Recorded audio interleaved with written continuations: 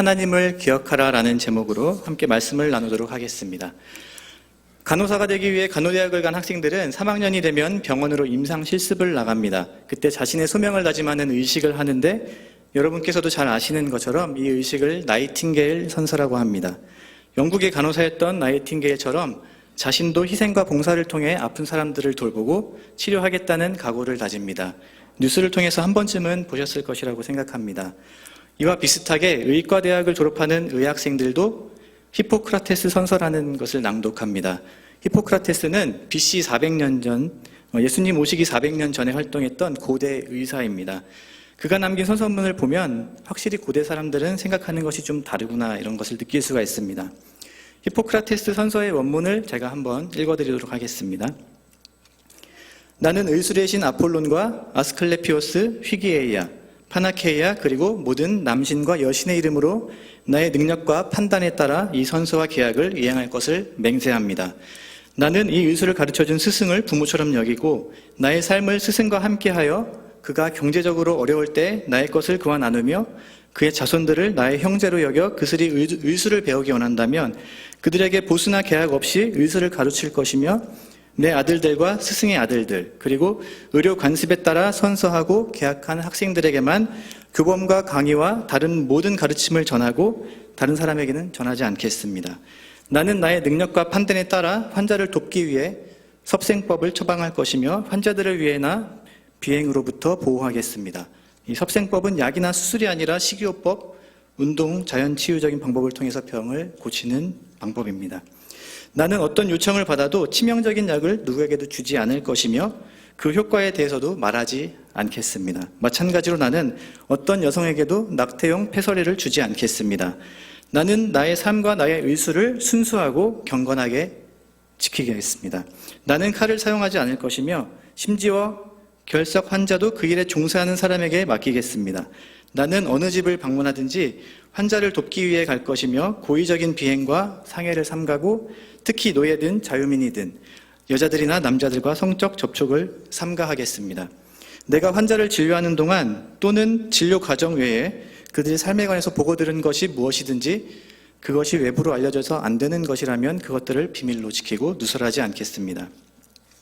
이제 내가 이 선서를 지키고 어기지 않는다면 내가 나의 삶과 나의 의술에 대해 모든 사람들로부터 영원한 명예를 얻게 하시고 만약 내가 선서를 어기고 위증한다면 나에게 그 반대를 주소서. 이런 선서의 내용입니다. 이런 선서의 내용을 기준으로 현재 행해지는 의학계의 여러 가지 문제점들을 짚어본다면 비윤리적인 의료 행위들이 얼마나 많은지 알 수 있습니다. 우리나라는 법적으로 금지되어 있지만 미국이나 유럽에서는 알약 하나로 태아를 지울 수 있는 무시무시한 약을 의사들이 처방하고 있으며 환자에게 치명적인 약을 처방하는 것 역시 엄청난 돈벌이 수단으로 사용되고 있습니다. 그 대표적인 것이 바로 항암주사입니다. 항암주사는 죽지 않고 오래 살기 원하는 환자들의 생존 본능과 그것을 이용해서 돈을 벌어들이려는 그런 회사의 욕망이 제약회사들의 집합체라고 그렇게 생각을 합니다. 물론 항암 치료를 통해서 병이 나은 사람들도 있습니다. 하지만 항암 치료가 몸을 얼마나 망가뜨리는지 치료를 받아보신 분들은 잘 아실 겁니다. 이 선서문에 의하면 히포크라테스는 아무리 죽을 병에 걸린 사람에게라도 치명적인 약을 처방하는 것을 의술을 종사하는 사람들에게 금지하고 있습니다. 개인적인 이야기지만 아내가 혈액암에 걸려서 14차에 걸린 항암 치료와 20회의 방사선 치료를 받았습니다. 그럼에도 건강이 호전되지 않아서 항암 주사의 독성과 방사선 치료의 부작용으로 말할 수 없는 고통을 겪었는데 저는 아내가 이런 투병 과정을 보면서 이 선서문을 읽고 난 뒤에 내가 만약에 3기나 4기 혹은 말기암 환자라면 나는 항암 치료를 받지 않겠다고 결심을 하게 되었습니다. 저 역시 아내가 항암 치료를 받으면 완쾌하지 않을까 그런 생각 때문에 치료를 계속 받았습니다. 신약이 있다고 해서 주사 한 번에 500만 원 정도 하는 약을 4번 정도 이렇게 맞았는데 별로 소용이 없었습니다. 때문에 저는 치료를 받으면 몇 개월 또는 1년이나 2년을 살면서 큰돈 들이면서 고통당하느니 차라리 짧은 시간이라도 사람답게 살면서 죽음을 맞이하는 게 더 낫다는 생각을 갖게 되었습니다. 어차피 죽는 것은 누구도 피해갈 수 없기 때문입니다. 꽃이 피고 지는 것처럼 죽음은 자연스러운 것입니다. 아무튼 제가 이 선서문을 읽으며 인상적이었던 것은 히포크라테스가 다른 사람이 아닌 신들 앞에서 자신의 명예를 걸고 맹세했다는 점입니다. 이 선서에 등장하는 4명의 신들을 한번 살펴보면은 아폴론 신은 의학의 창시자이며 의술의 신입니다. 그리고 이 아폴론 신과 크로니스라는 인간 여성 사이에서 태어난 아들이 아스클레피오스라는 신인데요. 이 아스클레피오스 역시 의술의 신이라고 전해집니다. 그 아스클레피오스에게는 몇 명의 딸이 있는데 그 중에 가장 유명한 둘이 건강의 여신인 피기에이아와 치료의 여신인 파나케이아라는 신입니다. 이렇게 4명의 신들의 이름이 이 선서에 등장을 합니다. 선서에 여호와 하나님의 이름이 들어가지 않은 것이 별로 마음에 들지는 않지만 어쨌든 히포크라테스의 눈에는 보이지 않는 신들을 의식하면서 이렇게 의술을 행했다는 것을 저희가 알 수 있습니다.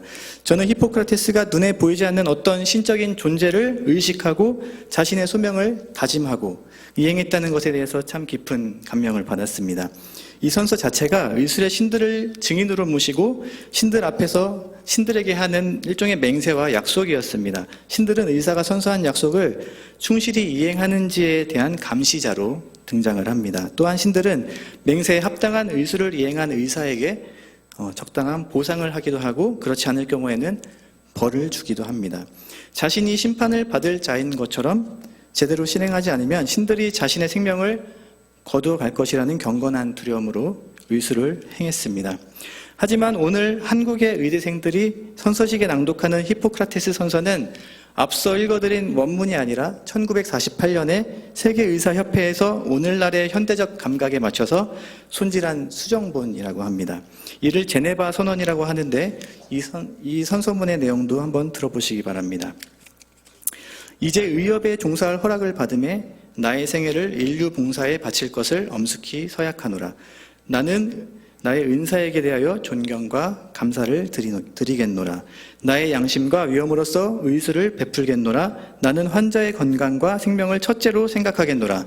나는 환자가 알려준 모든 내정의 비밀을 지키겠노라. 나는 의협의 고귀한 전통과 명예를 유지하겠노라. 나는 동업자를 형제처럼 여기겠노라. 나는 인종, 종교, 국적, 정당, 정파 또는 사회적 지위 여하를 초월하여 오직 환자에 대한 나의 의무를 지키겠노라. 나는 인간의 생명을 수태된 때로부터 지상의 것으로 존중하겠노라. 나는 비록 위협을 당할지라도 나의 지식을 인도에 어긋나게 쓰지 않겠노라. 이상의 서약을 나는 나의 자유의사로 나의 명예를 받들어 하노라. 이렇게 되어 있습니다. 지금 읽어드린 제네바 선언을 들으시면 어떤 생각이 드시나요? 뭔가 빠져있는 것 같지 않습니까? 의사로서 본인의 양심과 직업에 대한 소명의식은 포함되어 있고 내용은 비슷하지만 결정적으로 다른 점은 이 선서가 더 이상 신들에게 하는 맹세가 아니라는 것입니다. 고대 사람들은 의술은 생명을 살리기 위해 신들이 부여해준 특별한 능력이라고 생각했기 때문에 신들의 이름으로 맹세를 했고 언제 어디서나 보이지 않는 신들을 의식하면서 선서를 이행하며 생명을 살리기 위해서 몸부림을 쳤습니다. 하지만 이 제네바 선서를 통해서도 알 수 있듯이 더 이상 신들의 이름이 아닌 자기 자신과 인류 앞에서의 자신의 명예를 위해서 인류애를 위해서 선서를 지킨다는 점입니다. 제네바 선서에서 신들은 더 이상 선서에 충실한 이행에 대한 감시자의 역할을 하지 않습니다. 그리고 의술에 대한 보상과 처벌의 역할도 전혀 하지 않습니다. 히포크라테스 선서와 비교해 볼 때 제네바 선서는 의학이 완전히 세속화되었다는 것을 보여줍니다. 이것은 비단 의학계에만 해당되는 것은 아닙니다. 저와 여러분은 종교, 사회, 문화, 교육, 예술, 법, 정치 모든 분야가 세속화된 시대에 살고 있습니다. 하나님이 빠지지 않은 영역은 없습니다. 이렇듯 하나님이 빠져버린 세상은 이제 인본주의, 개인주의의 시대가 되었습니다. 요즘 유행하는 트렌드가 무엇인지 혹시 아십니까? 혼밥, 혼술, 그리고 미니멀 라이프 이런 것들입니다. 개인적인 삶을 추구하다 보니까 1인 가구가 많이 늘어나게 되고 밥도 혼자 먹고 술도 혼자 마시고 커피도 혼자 마십니다. 사람들하고 같이 어울려 사는 것이 피곤하다는 것이죠. 자기가 하고 싶은 대로 하겠다는 것입니다. 그리고 상대방의 기분 맞춰주기 위해서 희생하는 것을 더 이상 하지 않겠다는 것입니다. TV 프로그램을 이렇게 보면은 혼자 사는 연예인들이 이렇게 많이 나오는 것을 볼 수 있습니다. 헬스장에서 제가 러닝머신을 하면서 TV를 보는데 어떤 연예인은 집에 술을 이렇게 보관할 수 있는 냉장고를 자랑스럽게 보여줍니다. 혼자 사는 것이 좋을지 모르지만 결국에는 외로움을 달래기 위해서 술을 쌓아두고 마시는 그 모습이 참 안쓰럽게 보였습니다. 음식점과 커피숍도 밥도 혼자 먹고 차 마시는 사람들을 위해서 테이블의 크기를 다 줄였습니다. 사람들은 자신에게 투자하며 자기가 원하는 대로 즐기면서 살기 위해서 결혼도 아예 연애 자체도 잘 하지 않습니다. 물론 주변에 외로워서 빨리 결혼하기 원하시는 분들도 계시지만 연애와 결혼에 실패하는 이유도 다 똑같습니다. 저 사람을 만나면 나에게 무슨 유익이 있을까? 저 사람은 나를 만족시켜 줄 수 있을까? 이런 생각만 하기 때문입니다. 결국의 문제는 나입니다. 헌신하기보다는 나를 충족시켜 줄 대상을 찾기 때문에 연애와 사랑에 실패하는 것입니다.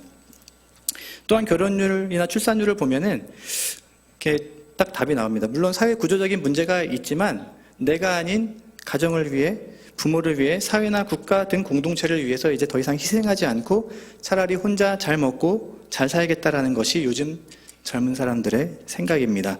무리하게 결혼해서 빚 내고 집 마련하고 부모 공양하고 자녀 교육하느라고 빡빡하게 고생하느니 그 돈으로 사고 싶은 차를 사고 맛집 찾아다니면서 먹고 싶은 음식을 먹고 입고 싶은 옷 사서 입고 SNS에 올라온 유명한 여행지 찾아다니고 즐길 수 있는 게임 등 오락을 즐기겠다는 것이 더 낫다는 것입니다. 그리고 힘들게 결혼해서 이혼도 참 많이 합니다. 결혼한 지 3년도 되지 않아서 이혼한 젊은 부부들이 제 주변에도 상당히 많이 있습니다. 그리고 요즘에는 황혼 이혼도 많이들 하십니다. 중년이 되신 분들 가운데는 자녀들이 대학 가거나 취업 후에 가정을 포기하고 젊은 여자를 만나거나 마음에 맞는 남자를 만나서 연애하는 경우도 상당히 많습니다. 오죽하면 간통죄가 다 없어졌습니다. 법, 윤리, 학문, 사회, 윤리, 그리고 도덕 모든 것이 무질서해지고 무너진 그 중심에는 하나님이 빠져 있고 온통 자기 자신에게만 빠져 있습니다. 사람들은 이제 자기 자신을 숭배하며 살아갑니다. 하지만 오늘 함께 나눈 본문을 기록한 전도자는 시대의 풍조에 휘둘려 하나님을 잊은 채 향락에 빠져 자신의 즐거움과 만족을 위해 살아가는 사람들에게 그리고 그 유혹 가운데서 믿음을 지키기 위해 하루하루 몸부림치며 살아가는 성도들에게 하나님을 기억하라고 촉구합니다. 사랑하는 성도 여러분, 여러분의 삶 속에는 하나님이 빠져 계시지는 않습니까? 하나님을 인정하는 영역과 하나님을 인정하지 않는 영역이 나뉘어 있지는 않습니까? 혹시 그러시다면 이 시간에 하나님이 빠져버린 삶의 중심에 다시 하나님을 모시고 하나님을 기억하는 은혜가 있기를 주님의 이름으로 축원합니다. 첫 번째, 하나님을 삶의 중심에 모시기 위해서 필요한 것은 심판이 있음을 기억하는 것입니다. 본문 11장 9절을 한번 보겠습니다. 제가 읽어드리겠습니다. 청년이여 내 어린 때를 즐거워하며 내 청년의 날들을 마음에 기뻐하여 마음에 원하는 길들과 내 눈이 보는 대로 행하라. 그러나 하나님이 이 모든 일로 말미암아 너를 심판하실 줄 알라. 아멘. 전도자는 본문 말씀에서 아주 섬뜩한 이야기를 합니다. 이 말씀을 풀면은 이렇습니다. 너 하고 싶은 대로 원하는 대로 하고 싶으면 다 해봐. 그런데 하나님이 너를 심판하실 거야. 사랑하는 성도 여러분, 마음에 원하는 대로 하는 것이 죄입니까? 눈에 보이는 대로 사는 것이 죄인가요? 아닌가요? 죄 맞습니다. 죄는 마음대로 사는 것입니다. 하고 싶은 대로 다 하고 사는 것이 죄입니다. 눈에 보이는 대로 안목의 정욕대로 사는 것이 죄입니다. 결국 하고 싶은 대로 다 하면서 산다는 것은 하나님을 믿지 않는 것과 같습니다. 사람은 믿는 대로 행동을 합니다. 그렇지 않습니까? 하나님이 계시다는 것을 믿는 사람은 하나님을 경외하면서 살고 하나님을 믿지 않는 사람은 하나님을 두려워하지 않고 정욕대로 살아갑니다. 하나님께서는 마음에 하나님을 두지 않는 것과 하나님을 믿지 않는 것을 죄로 여기시고 심판하실 것입니다. 여러분 중에 혹시 설마 하나님이 나를 정말 심판하실까? 하나님은 자비의 하나님이신데, 하나님은 용서의 하나님이신데, 내가 죄를 짓고 살아도 가끔 실수해도 난 예수님 믿으니까 용서해 주시지 않을까? 이렇게 생각하시는 분들 혹시 계시지는 않습니까? 틀린 말씀은 아닙니다. 그런데 맞는 말씀도 아닙니다. 회개하지 않으면 용서는 없습니다. 사랑하는 성도 여러분, 여러분이 가장 최근에 하나님 앞에서 자신의 죄 문제로 회개했던 적이 언제인지 혹시 기억하십니까? J.C. 라일이라는 신학자는 삶으로 검증되지 않은 회개를 조심하라 이렇게 말하였습니다. 사랑하는 성도 여러분, 행함이 없는 죽은 믿음을 경계하시기 바랍니다. 시편 7편 11절에서 12절 말씀 제가 읽어드리겠습니다. 하나님은 의로우신 재판장이시며 매일 분노하시는 하나님이시로다. 사람이 회개하지 않으냐면 그가 그의 칼을 가시며 그의 활을 이미 당기어 예비하셨도다. 하나님의 진노와 심판의 날이 얼마나 두렵고 떨리는 순간이 될지는 실제 겪어보지 않으면 아무도 쉽게 가늠할 수 없습니다. 단지 창세기에 나오는 노아 홍수라든지 소돔과 고모라, 이런 요한계시록에 등장하는 심판, 그런 내용들 토대로 아주 조금 상상해 볼 수 있을 뿐입니다. 그런데 문제는 그런 심판의 날이 나에게 곧 다가올 것이라고 인식하지 못하는 것입니다. 주의 날이 도적같이 임함을 알지 못합니다. 로마서 2장 1절에서 5절까지 말씀에도 보면 하나님의 심판에 대해 또 말씀합니다. 그러므로 남을 판단하는 사람아, 누구를 막론하고 내가 핑계하지 못할 것은 남을 판단하는 것으로 내가 너를 정죄함이니 판단하는 내가 같은 일을 행함이라. 이런 일을 행하는 자에게 하나님의 심판이 진리대로 되는 줄 우리가 아노라. 이런 일을 행하는 자를 판단하고도 같은 일을 행하는 사람아, 내가 하나님의 심판을 피할 줄로 아느냐. 혹 내가 하나님의 인자하심이 너를 인도하여 회개하게 하심을 알지 못하여 그의 인자하심과 용납하심과 길이 참으심이 풍성함을 멸시하느냐. 다만 내 고집과 회개하지 아니한 마음을 따라 진노의 날 곧 하나님의 의로우신 심판이 나타나는 그날에 임할 진노를 내게 쌓는도다. 하나님에 대해 어릴 적부터 알고 주일에 빠지지 않고 교회 와서 봉사하고 신앙의 연륜이 오래되었다 할지라도 하나님의 심판을 면하고 용서받는 유일한 방법은 예수님 제대로 믿고 회개하는 것임을 기억하시기를 주님의 이름으로 축원합니다. 밧세바와 간음하고 아이가 생기자 우리아를 전쟁에 내보내 죽게 한 다윗이 나단 선지자의 책망을 들은 후에 고백한 시가 여러분이 잘 아시는 시편 51편입니다. 얼마나 처절하게 하나님 앞에서 자신의 교만함을 버리고 엎드려 회개하는지 모릅니다. 하나님께서 마음이 합하다고 칭찬하신 다윗도 범죄하였습니다. 그런데 다윗은 죄짓고 하나님은 사랑이시니까 이 정도 죄는 덮어주시겠지 이렇게 생각하지 않았습니다. 죄책감에 사로잡혀서 얼마나 처절하게 회개하는지 모릅니다. 예배는 드리지만 삶의 자리에 하나님을 몰아내고 마음에 원하는 대로 내 눈에 보이는 대로 행하는 영역이 있으십니까? 회개는 했지만 삶에 아무런 변화가 없는 분들 혹시 계십니까? 다윗은 말년에 얻은 수냄 여자 아비삭과 잠자리를 갖지 않았습니다. 밧세바를 범한 뒤에 하나님의 징계를 통해 회개했던 기억이 다윗의 마음을 경건한 마음으로 지켜주었기 때문입니다. 회개는 삶의 변화를 요구합니다.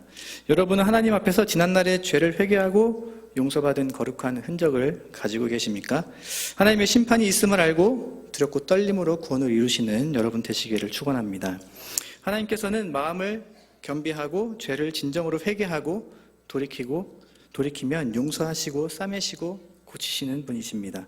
동이 서에서 먼 것 같이 다시는 저의 죄를 기억하지 않으시는 분이십니다. 그리고 참고 선을 행하며 주님의 나타나심을 사모하는 모든 자들에게 우리의 의로우신 재판장께서 의의 면류관을 여러분에게 주실 것입니다. 둘째로 하나님을 삶의 중심으로 모시기 위해서는 죽음이 있음을 기억해야 합니다. 함께 나눈 본문 전도서 12장 3절에서 5절까지의 말씀을 메시지 성경으로 제가 읽어드리겠습니다. 여러분께서는 성경을 따라서 이렇게 한번 같이 보시면 좋겠습니다. 늙으면 몸이 말을 듣지 않는다. 힘줄은 늘어지고 쥐는 힘은 약해지며 관절은 뻣뻣해진다.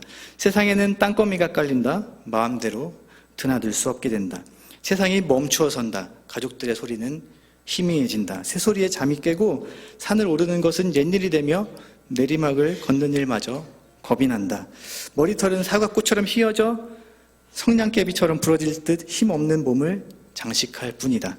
그렇다. 너는 영원한 안식으로 가는 길에 거의 이르렀고 친구들은 내 장래의 계획을 세운다. 이 본문은 사람의 노화 과정을 묘사하는 말씀입니다.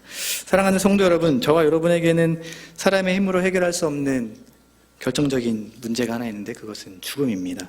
결코 죽음이 있기 때문에 저희는 죽음을 이길 수 없고 죽음이 있기 때문에 신앙생활을 하는 것입니다. 그렇지 않습니까? 영원히 살고 싶어서. 저는 아내를 먼저 떠나보내고 저희 어머님과 아이들과 지낸 지 10개월 정도 되었습니다. 결혼한 지 만 5년이 채 되지 않아서 아내가 떠났기 때문에 제 주변의 그 어떤 사람의 죽음보다 아내의 죽음은 마음에 큰 트라우마를 남겼습니다. 배우자를 잃는 스트레스는 정말 말로 표현하는 것이 쉽지 않습니다. 겪어보지 않으면 잘 모릅니다. 많은 성도님들의 기도와 사랑이 아니었으면 아마 제가 아내보다 먼저 이 세상을 떠났을지 모릅니다. 제가 겪은 트라우마 중에 하나가 죽음에 대한 두려움이었습니다.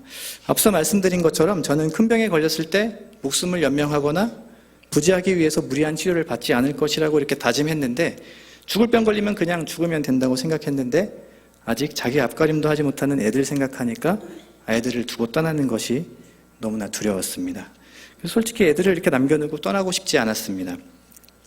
실제로 지난 몇 개월 동안 제가 기도할 때마다 빠지지 않고 하는 기도가 이 기도입니다. 주님, 사람이 살고 죽는 것이 주님 손에 있는 것을 제가 잘 알고 있습니다. 절 사랑하신다면 애들 앞가림 할 수 있을 때까지 키우고 절 데려가시면 좋겠습니다. 이렇게 기도를 했습니다. 제가 죽을 것을 생각하니까 주님께 더 많이 매달리게 되었습니다. 제가 아직 34살 젊은 나이인데도 불구하고 제가 앞으로 1년을 더 살지 2년을 더 살 수 있을지 제가 확신을 할 수가 없는 거예요. 몸에 조그마한 통증이 있으면 혹시 내가 병에 걸린 것이 아닐까? 왜 살은 안 찌고 자꾸 빠지는 거지? 이렇게 생각을 했습니다. 인터넷에서 암 부위별 증상과 통증에 대한 검색을 정말 많이 했습니다. 암세포의 성질이 당분이라는 그런 이야기를 듣고 설탕이 들어있는 음식을 보면 기겁을 했습니다. 소화도 잘 되지 않고 늘 가슴은 두근거렸습니다. 아내가 발병했을 당시 제 몸무게가 82kg 정도 나갔는데 장례식 마치고 몸무게를 재니까 67kg로 줄었습니다. 다이어트를 한 것도 아닌데 15kg가 빠졌더라고요. 지금은 한 73kg 정도 나갑니다. 6개월 전에는 정말 내가 6개월 뒤에 살아있을까? 이런 생각을 많이 했습니다. 그렇게 생각하니까 아이들하고 보내는 하루하루가 정말 소중하게 느껴졌습니다. 침대에 같이 누워서 하루 일과를 돌아보면서 제잘거리는 하은이의 음성이 너무 달콤하고 좋았습니다. 요즘은 한 일주일에 아이가 한 절씩 말씀을 암송하려고 노력하고 있는데, 말씀을 외우는 아이의 목소리를 들을 때마다 스트레스와 피로가 다 풀립니다. 언젠가 아이들의 품을 떠날 생각을 하니까 의식적으로 오늘 보내는 하루가 반드시 행복해야겠다라고 다짐을 했습니다. 6개월 전에는 6개월 후를 장담할 수가 없었는데 지금 이렇게 살아 있습니다. 주님의 은혜에 감사합니다.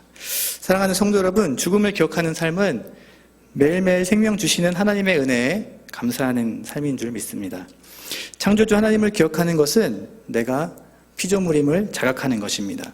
하나님 없이는 내가 한순간도 연명할 수 없음을 고백하는 것이 믿음입니다.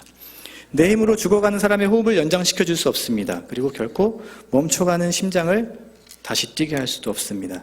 죽음과 생명 앞에서 나의 능력 없음을 인정하고 오직 주님만이 나의 힘이시며 주님만이 나의 호흡이시며 생명이심을 고백하는 저와 여러분 되시기를 주님의 이름으로 축원합니다. 마지막으로 하나님을 삶의 중심에 모시기 위해서는 하나님을 기억해야 합니다. 하나님께서는 저와 여러분이 하나님을 잘 기억할 수 있도록 은혜로 주신 선물이 있습니다. 그것은 바로 예배입니다.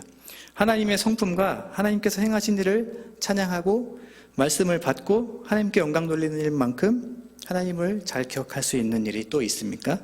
믿음이 부족할지라도, 설령 믿음이 없을지라도 저와 여러분이 예배를 드려야 하는 이유는 찬양하고 말씀을 들으면 믿음이 굳건해지고 안 믿어지던 말씀도 믿어지고 이해되지 않던 말씀도 이해되기 때문입니다. 별로 추천하지는 않지만 여러분 딱 한 달만 교회를 떠나 살아보시기 바랍니다. 그러면은 출렁이는 세상 속에서 내가 얼마나 약한지 뼈저리게 느끼게 되실 것입니다. 하나님 없이 사는 삶이 얼마나 헛되고 헛된지 알게 되실 것입니다. 사랑하는 성도 여러분, 예배 드릴 때만큼 하나님의 사랑을 느낄 수 있는 순간이 또 있습니까? 은혜 찬양대 권사님들의 모습처럼 아름다운 찬양이 흘러나올 때만큼 하나님의 아름다우심을 느낄 수 있는 순간이 또 있습니까? 아멘이 전혀 안 나오네요. 네, 시편을 한번 열어보시기 바랍니다. 시편 27편 4절의 시편 기자는 내가 여호와께 바라는 한 가지 일 그것을 구하리니 곧 내가 내 평생에 여호와의 집에 살면서 여호와의 아름다우심을 바라보며 그의 성전에서 사모하는 그것이라, 이렇게 고백을 합니다.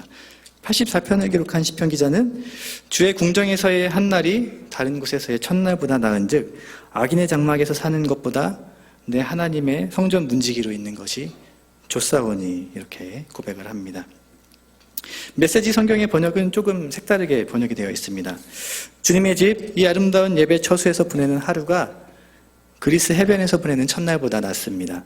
내가 죄의 궁궐에 손님으로 초대받느니 차라리 내 하나님의 집에 바닥을 닦겠습니다. 사랑하는 성도 여러분, 주님의 집에 거하는 자에게 복이 있습니다. 저와 여러분께서 이렇게 예배할 수 있는 이유가 무엇입니까? 나에게 허락된 이해할 수 없는 그런 상황과 환경이 하나님의 섭리와 계획 속에 있음을 인정하게 되기 때문입니다. 하나님을 인정하지 않으면 저는 예배할 수 없습니다. 혹시 여러분 가운데 하나님께 실망하고 보이지 않는 삶의 여정 속에서 방황하는 분들이 계시는지 모르겠습니다. 제가 드릴 수 있는 권면은 그렇게 많지 않습니다. 하나님을 예배하시기 바랍니다. 하나님께서는 왜 내가 이런 어려움을 겪어야 하는지, 왜 우리 가정은 이런 아픔과 슬픔을 당해야 하는지, 왜 나는 이렇게 뒤처져서 밑바닥 인생을 살아야 하는지 같은 여러 가지 질문에 답변을 잘 해주시지는 않을 것입니다. 하지만 분명한 것은 예배 가운데 그분께서는 하나님 자신이 누구이신지 알려주실 것입니다. 아브라함에게 나타나셨던 것처럼, 그리고 모세에게 나타나셨던 것처럼 그분께서는 이렇게 말씀하실 것입니다. 나는 전능한 하나님이다. 나는 전능한 하나님이다. 이렇게 말씀하실 것입니다. 이 사실만으로 충분하지 않습니까? 여러분은 예배 가운데 하나님은 신실하시고 선하신 분이라는 사실을 발견하고 인정하게 되실 것입니다. 그분은 전능하신 하나님이심을 기억하시기를 축원합니다. 개인적인 묵상을 통해서도 하나님과 친밀감을 누릴 수 있지만 하나님께서는 공동체가 함께 모여서 예배하는 것을 아주 기뻐하십니다. 삼위일체 하나님의 성품 자체가 공동체 중심적이기 때문입니다. 하나님께서는 이스라엘 백성을 출애굽시키신 이유에 대해서 이렇게 말씀하십니다. 이 백성이 나를 섬길 것이니라. 하나님을 예배하라고 이스라엘 백성을 구원하셨습니다. 하나님께서는 이스라엘의 찬송 중에 거하십니다. 저 여러분이 속한 공동체의 예배와 찬송 가운데에도 하나님께서는 함께 하십니다. 특별히 지금은 교회력으로 사순절 기간을 지내고 있습니다. 저 여러분은 예수님께서 고난당하신 이유를 기억하기 위해 이 절기를 함께 보내고 있습니다. 예수님께서는 저를 위해, 그리고 여러분을 위해, 그리고 교회를 위해서 십자가를 지셨습니다. 사순절 기간 동안 특별히 주님을 더 기념하고 기억하며 죽임당하신 어린 양께 찬송과 영광을 올려드려야 하지 않겠습니까? 그리고 우리에게 부탁하신 복음을 증거하고 우리에게 맡기신 십자가를 지고 주님을 따라가야 하지 않을까요? 주님을 예배하실 때마다 주님의 그 사랑을 기억하시기 바랍니다. 하나님의 성품을 기억하시기를 바랍니다. 하나님은 사랑이십니다. 그리고 하나님께서는 우리와 함께 하십니다. 저는 마지막으로 같이 함께 찬양을 불렀으면 좋겠습니다. 하나님의 사랑을 사모하는 자 주만 바라볼지라. 함께 믿음으로 같이 찬양하며 함께 노래하겠습니다.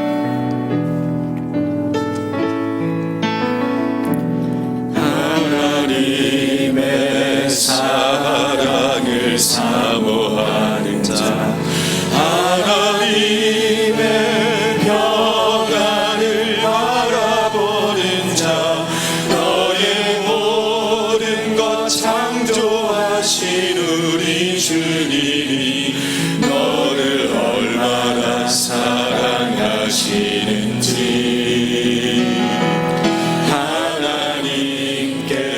찬양과 경배하는 자, 하나님의 선하심을 닮아가는 자, 너의 옳은 것 창조하신 우리 주님이 너를 자녀 삼으셨네.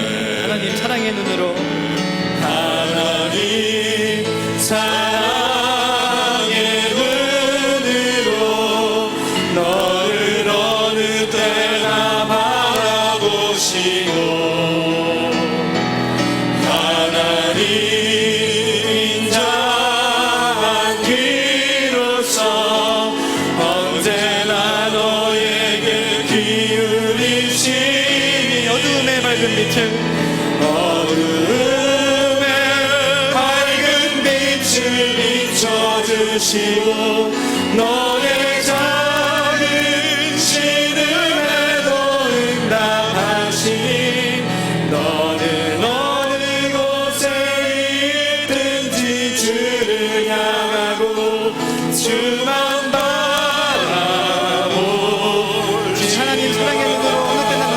주시고 하나님 사랑의 눈으로 너를 어느 때나 바라보시고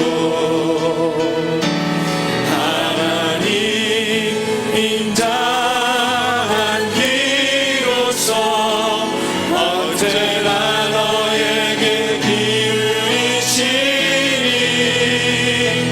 어두움에 밝은 빛을 비춰주시고 너의 작은 신음에도 응답하시니 너는 어느 곳에 있든지 주를 바라고 주만 바라보지라. 어둠의 밝은 빛을 비춰주시고 어두움에 밝은 빛을 비춰주시고 너의 작은 신음에도 응답하시니 너는 어느 곳에 있든지 주를 향하고 주만 바라볼지라. 주만 바라볼지라. 주만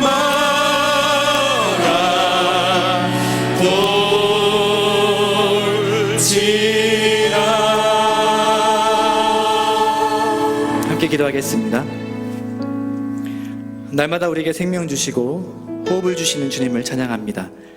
죄의 종노릇하던 저희들을 위해 독생자 예수님을 이 땅에 보내주시고 저희가 마땅히 받아야 할 심판을 주 예수님께서 대신 담당하심으로 영원한 형벌받아 마땅한 저희들을 구원해 주신 그 크신 은혜와 사랑에 감사드립니다. 그럼에도 연약하여 시대의 풍조를 따라서 시대의 사상을 따라서 삶의 중심에서 하나님을 점점 멀리하게 하는 저희들을 용서하여 주시옵소서. 허무한 인생을 돌아보며 헛되고 헛되다고 웅변하는 전도자의 음성에 귀를 기울이도록 도와주시옵소서. 곧 곤고한 날이 이르기 전에 나는 아무 낙이 없다고 할 해가 가깝기 전에 해와 빛과 달과 별들이 어둡기 전에 빛 위에 구름이 다시 일어나기 전에 창조주 하나님을 기억하며 하나님을 영화롭게 하는 거연 그 교회 중앙교회 성도들 다 되게 하여 주시옵소서. 이제는 십자가의 보혈로 우리를 깨끗게 하신 주 예수 그리스도의 은혜와 아버지 하나님의 크신 사랑하심과 성령의 감동, 감화, 교통하심이 우리 인생에 심판이 있음을 기억하고 죽음이 있음을 기억하고 하나님께서 함께 하심을 기억하며 마음과 뜻을 다해 하나님을 예배하기로 다짐하고 돌아가는 중앙의 성도들의 머리 위에 그리고 모든 가정과 교회 위에 부정과 부패, 분열과 혼란으로 신음하는 조국의 지도력과 위정자들 위에 그리고 복음을 증거하기 위해 부르심을 따라 나선 모든 선교사님들 위해 이제로부터 영원까지 함께 하시기를 간절히 축원하옵나이다. 아멘.